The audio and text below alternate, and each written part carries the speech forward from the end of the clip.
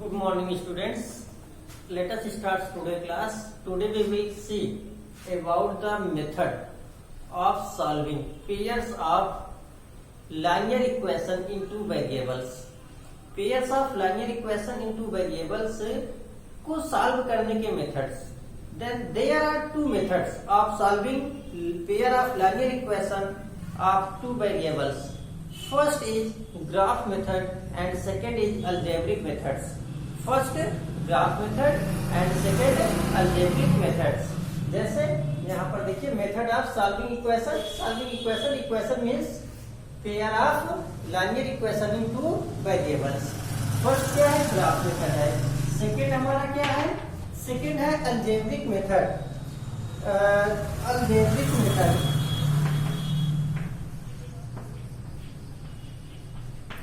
Algebraic method है.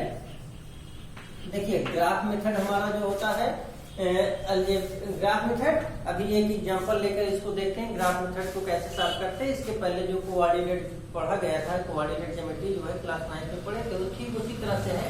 Graph के द्वारा हम जो है लाइनियर इक्वेशन को रिप्रेजेंट करते हैं और उसके बाद हम चेक करते हैं इसमें क्या सॉल्यूशन है. और उसके बाद सेकेंड हमारा क्या है अलजेब्रिक मेथड. अलजेब्रिक मेथड जो होता है इस मेथड में हम 3 टाइप से जो है इसका सॉल्यूशन निकाल सकते हैं. 3 मेथड से सॉल्यूशन निकाला जा सकता है, जिसमें हमारा फर्स्ट होता है elimination method. Elimination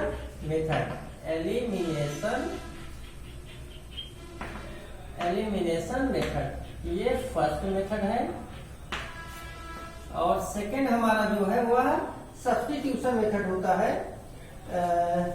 substitution method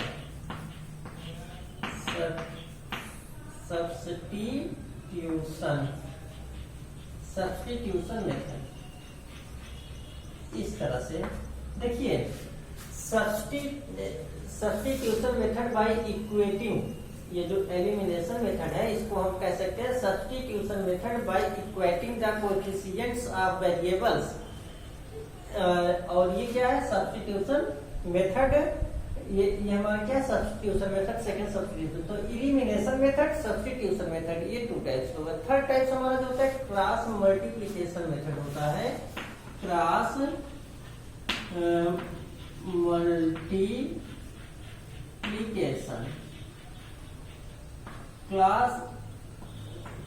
multiplication method ये थर्ड मेथड से जो है हम सॉल्व करते हैं. देखिए एलिमिनेशन मेथड में क्या होता है.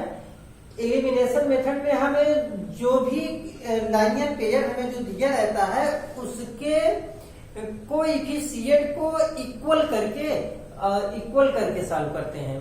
और सब्स्टिट्यूशन मेथड में क्या होता है किसी एक इक्वेशन का किसी भी फर्स्ट और सेकंड 2 इक्वेशंस दिए रहेंगे, उसमें से किसी एक में चाहे फर्स्ट इक्वेशन हो या सेकंड इक्वेशन के में से x या y की वैल्यू को हम अदर इक्वेशन में पुट अप करके सॉल्व करते हैं. अदर इक्वेशन में x और y की वैल्यू को जो है हम सब्स्टिट्यूट कर देते हैं. और ये क्रॉस मल्टीप्लिकेशन मेथड होता है. इसके लिए जो है हम क्या करते हैं इसमें क्रॉस मल्टीप्लिकेशन मेथड हमारा जो होता है इसको हम इस तरह सॉल्व करते हैं. x by a1 a2 b1 b2 b1 b2 a1 a2 देखिए क्रॉस मल्टीप्लिकेशन मेथड में क्या होगा b1 b2 c1 c2 equal y by c1 c2 a1 a2 equal 1 by क्या करेंगे a1 a2 b1 b2. ये हमारा है इस मेथड का. ये क्या b1 b2 c1 c2 a1 a2 b1 b2 इस तरह से. इसका ऐसे देखिए इसका मल्टीप्लाई इसमें, इसका इसमें और इसका इसमें, इसका इसमें, इसका इससे और इसका इससे क्या करते हैं मल्टीप्लाई कर देते हैं. अब यहाँ पर जैसे ये x है तो इस x को हम ऐसे लिख सकते हैं x अपान देखिए b1 इंटू c2. तो ये b1 c2 माइनस क्या b2 c1 B2C1 equal y by, देखिए y बाई क्या होगा C1A2 माइनस क्या हो जाएगा C2A1 ये होगा इक्वल 1 बाई क्या हो जाएगा A1B2 माइनस A2B1 ये हमारा बनता है। इस तरह से जो है हम इसे सॉल्व करते हैं। तो इस तरीके से जो है क्रॉस मल्टीप्लिकेशन मेथड का होता है। सबका एक एक एग्जांपल लेकर हम सॉल्व करेंगे तो समझ में आएगा। तो इस तरह से आइए, सबसे पहले हमारा क्या है, फर्स्ट मेथड जो है वो ग्राफ मेथड है। ग्राफ मेथड को देखते हैं हम। एनसीईआरटी के जो है एक्सरसाइज 3.1 का सवाल नंबर 1 लेते हैं और वह ग्राफ मेथड से ही सॉल्व किया गया है। सवाल नंबर 1 इसमें कह क्या रहा है, 3.1 है। Aftab tales his daughter 7 years ago I was 7 times as old as you were then। Aftab tales his daughter, Aftab ने अपने बेटी से को बताता है 7 years ago 7 वर्ष पहले, I was 7 times मैं 7 गुना था, as old as you were then जितना उस समय आप थे। Also 3 years from now अब से 3 वर्ष बाद, I shall be 3 times मैं 3 गुना हो जाऊंगा, as old as you will be उतना मतलब आपकी उम्र के का 3 गुना हो जाऊंगा। तो represent this equation algebraically and graphically इसे रिप्रेजेंट करना है। तो देखिए इसको सॉल्व करने के लिए हम देखते हैं। सवाल नंबर फर्स्ट हमारा है 3.1 का। तो 3.1 है 3.1 सवाल नंबर 1। देखिए क्या रहा है, आफ्ताब टेल्स हिज डॉटर। देखिए इसमें बात आफ्ताब की एज और उसके डॉटर की एज की है। तो मान लेते हैं हम let the age of Aftab, let the age of Aftab, age of Aftab लिखें या आफ्ताब्स एज। आफ्ताब देखिए यहाँ पर जो है, देखिए लेटर और बिफोर की बात कर रहा है, तो थोड़ा इसको हम लिखेंगे ऐसे, let the Aftab's present age be x years and his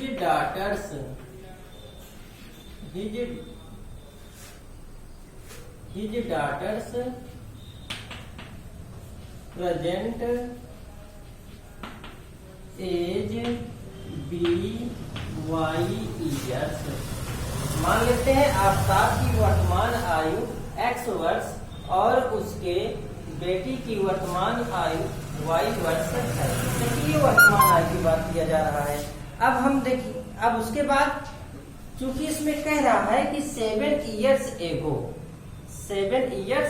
7 वर्ष पहले, तो हम क्या करेंगे, लिखेंगे अकॉर्डिंग टू फर्स्ट कंडीशन,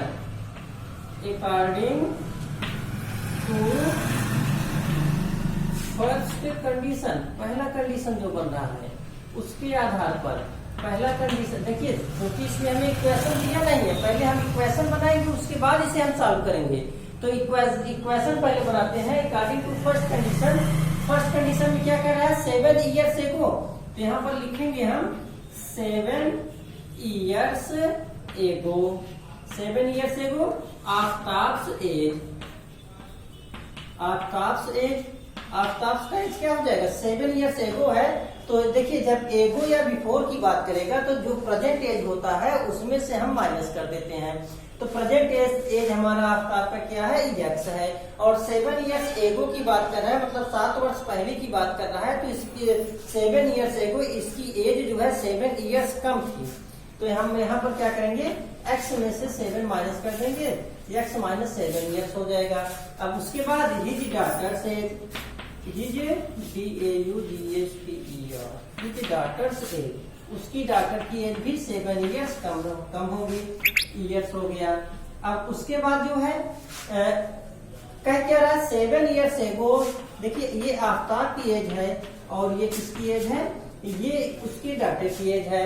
तो उस समय क्या था, उस समय 7 times as old as you were then, कह रहा है कि वह 7 गुना था, अपनी बेटी का 7 गुना था, उसकी जो डॉटर थी उसकी एज का वो 7 टाइम्स था। तो देखिए ये 7 टाइम्स जो है क्या है, इससे ज्यादा है। इन दोनों को इक्वल करने के लिए इसकी एज को भी हम 7 टाइम्स कर देते हैं। जब 7 टाइम्स कर देंगे तो इन दोनों की एज इक्वल हो जाएगी। तो x minus 7 equal 7y minus 49, transpose कर लेते हैं। x minus 7y plus 49 is equal to 0। यहाँ पर देखिए ये x माइनस 7y, ये दोनों माइनस हो जाएगा, आ जाएगा प्लस 42 इज इक्वल टू 0। ये इक्वेशन फर्स्ट बनाते हैं, ये हमारा क्या बनेगा, इक्वेशन फर्स्ट बन जाएगा। अब उसके बाद देखिए second condition, according to second condition देखेंगे। देखिए ये हो गया। अब इसके बाद इसके आगे सॉल्व करने के लिए हमें इसे इरेज करना पड़ेगा। तो हमारा फर्स्ट इक्वेशन ये बना है, ये ऐसे ही होगा। अब सेकेंड इक्वेशन के लिए देखते हैं,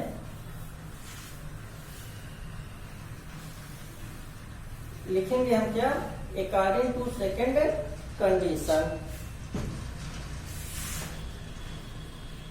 अकॉर्डिंग टू सेकेंड कंडीशन।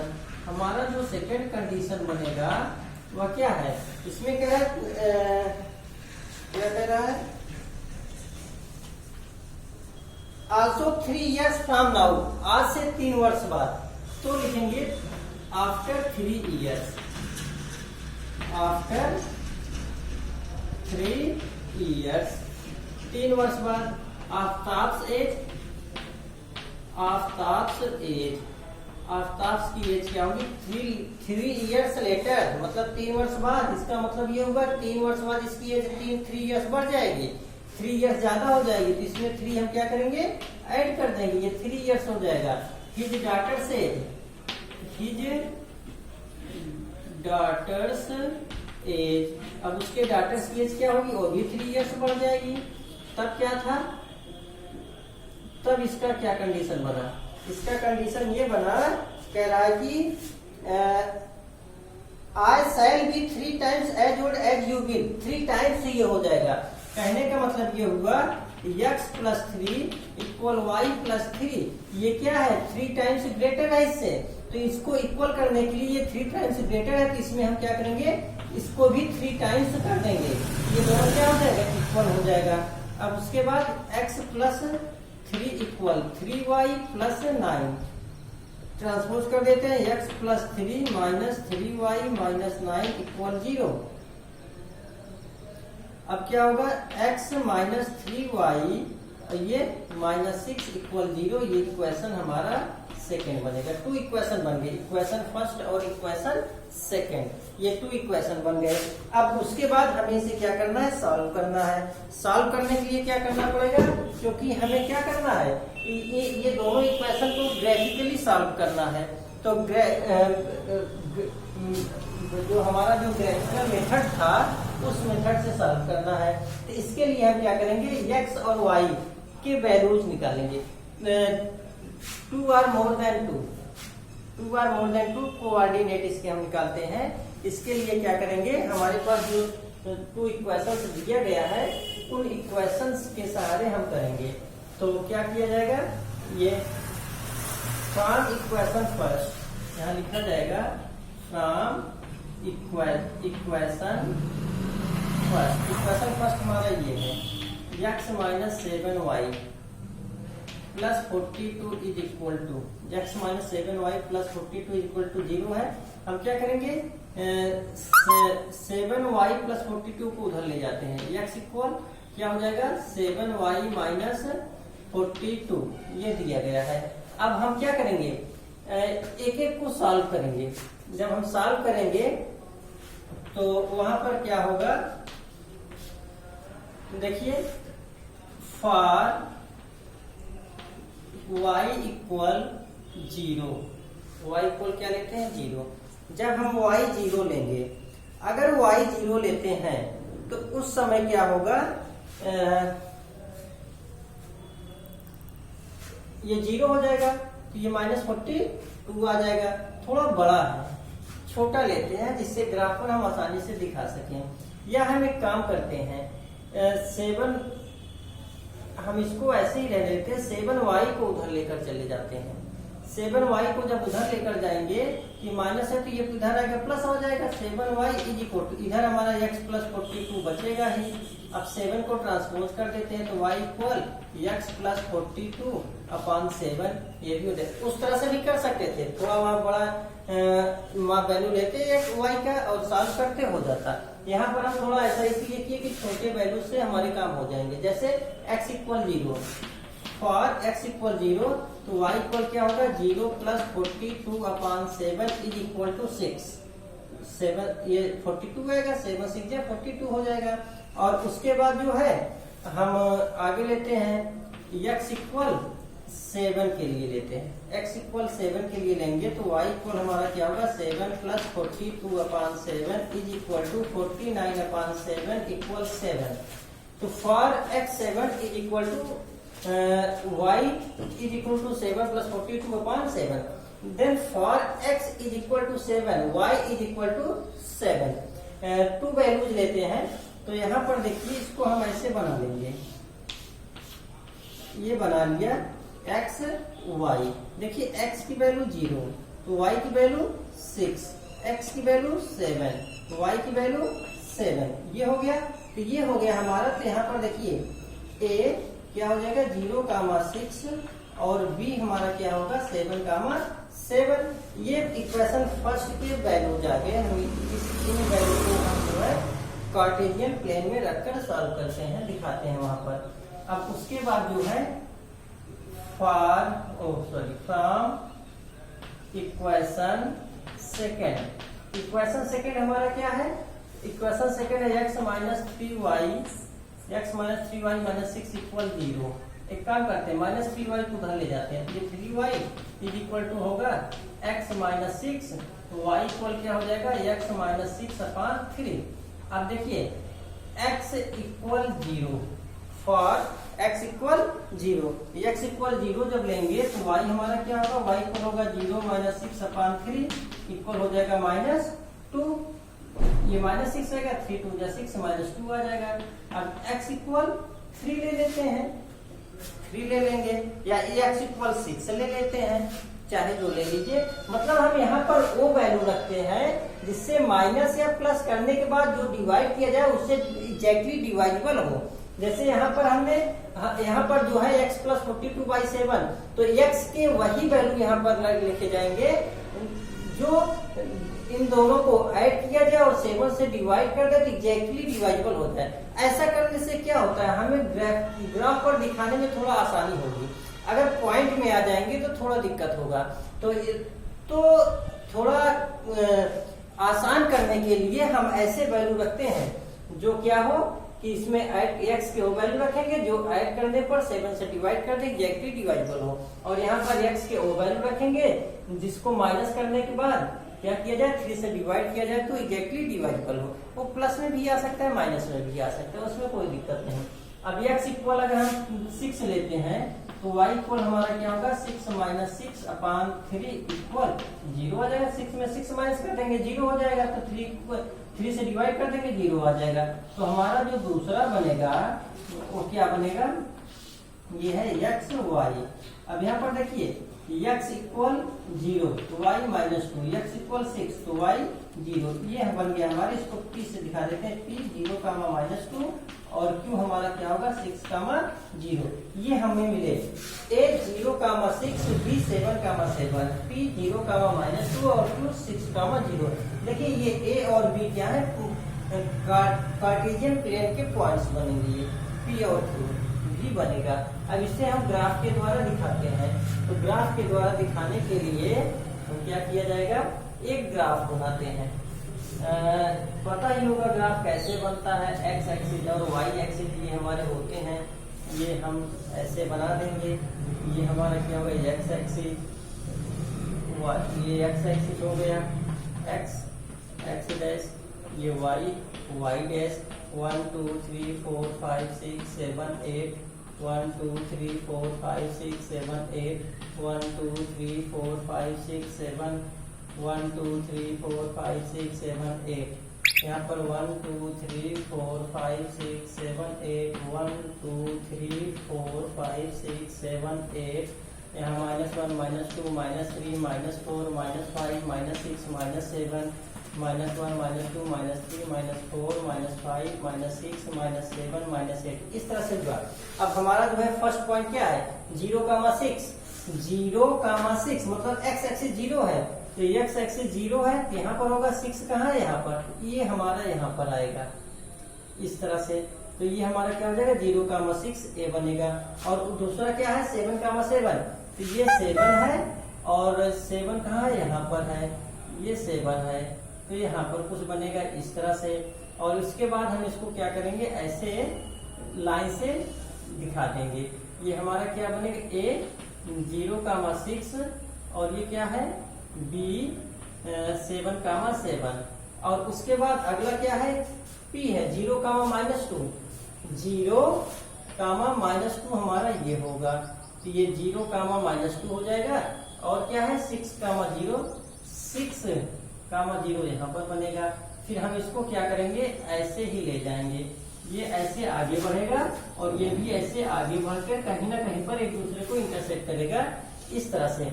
यहाँ हमारा P है, क्या है 0,-2 और ये हमारा क्या है, Q है जो क्या है 6,0। और ये मान लीजिए यहाँ पर पॉइंट P है। देखिए ये जो जहाँ पर इंटरसेक्ट करेगा वो पॉइंट हमारा होगा 42,12। यहाँ पर इंटरसेक्ट करेगा, ये होगा 42,12, 42,12 पर ये एक दूसरे को इंटरसेक्ट करेंगे। अब उसके बाद देखिए ये हमारा जो फर्स्ट था, ये क्या था, ये फर्स्ट इक्वेशन हमारा था। और फर्स्ट इक्वेशन हमारे क्या बने थे, x - 7y प्लस 42 = 0। और ये क्या था, ये था x - 3y - 6 = 0। इस तरह से हम ग्राफिकली इसे सॉल्व करते हैं।